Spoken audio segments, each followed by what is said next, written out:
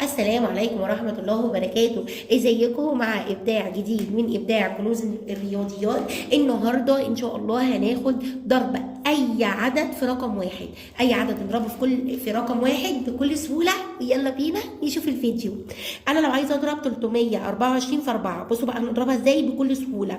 هنضرب 4 في 4 ب 16، تروح قايل زائد وصفر عشان هضرب خانة العشرات، يبقى انا بقول زائد وصفر عشان هضرب العشرات. 2 في 4 ب8. بعد كده تقول زائد وصفرين اضرب التلاتة في 4، 3 في 4 ب 12. بعد كده نجمع، 6 تنزل، 1 ب8 9، 2 تنزل، الواحد ينزل. سهلة جدا. نشوف اللي بعدها.